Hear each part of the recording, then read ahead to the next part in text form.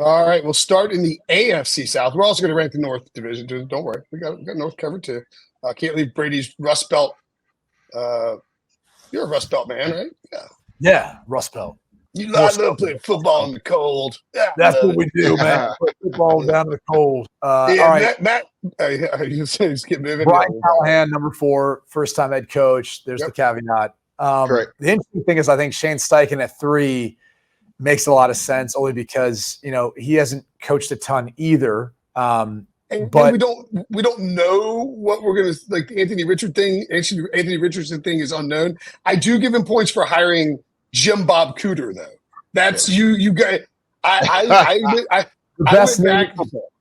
went back to my high school, the prestigious Macaulay School in Chattanooga, Tennessee, and gave a chapel talk and was able to use the name Jim Bob Cooter in my chapel talk many years ago. And quite frankly, it's probably the highlight of my career. I'm sure that my grandfather was looking down going, what a POS you are, Will, for sneaking Cooter in during the chapel talk. This is my thing. Got that in the rankings because that was very necessary. He still sits at 3. D'Amico Ryan's winning a division, doing everything he did in his first year game. At 2. And I think you got to give Peterson credit because he's won a Super Bowl. Yeah. Even though it was a terrible year this past year, they made the playoffs the year before. So I don't find this division that difficult, but really curious to see how high D'Amico Ryans can climb after this upcoming season. Sure. I mean, Shane Steichen, I think I know, like I said, according to the division, because Peterson's won a Super Bowl, D'Amico, like you said, not only won the division, but they won round 1 and got to round 2. But Shane Steichen, what he was able to do when his number 4 overall pick goes down, 1 game out of the playoffs, they had a chance at home, week 18, to win the division. I don't think, just kind of like the Rams discussion, I don't think anybody had the Colts probably winning over like 5 games this year. And for them to win that many and to almost get in the playoffs, again, you can't put them in front of D'Amico because D'Amico beat him when it counted to win the division.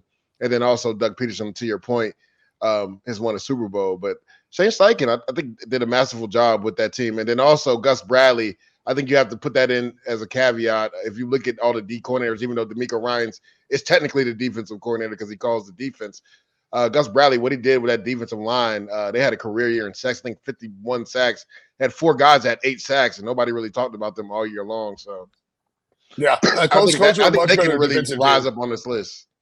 I think I'm going to make the case that because of the continuity that came with retaining Bobby Slowick and the negative continuity that comes with retaining Press Taylor and the offensive schemes, and C.J. Stroud was better than Trevor Lawrence last year. And I'm a big Trevor Lawrence guy, but I don't know how you would take, if you're like, you get this coaching staff plus this quarterback, I don't know how you take the Jaguars over the Texans. All due respect to Doug Peterson and his Super Bowl ring, I'm going to say D'Amico Ryans with that offensive coordinator's retention and then D'Amico calling the defense. I'm going to put him at 1 and Doug at 2.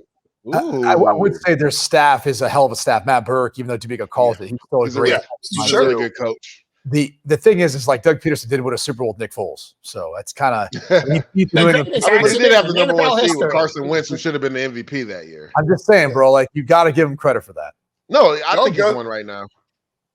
I mean, that team. Look, here's the deal: the Texans were 4-7 last year and got hot, won the division, flipped it to the Jaguars late in the season. Exact same thing the Jaguars did to the Titans last year. If we saw a little moving forward, is that what you're saying? You're saying from here moving forward now, the Texans will be the better team than the Jaguars in the AFC South. No, I'm saying the Texans did the exact same thing in 2023 the Jaguars did in 2022.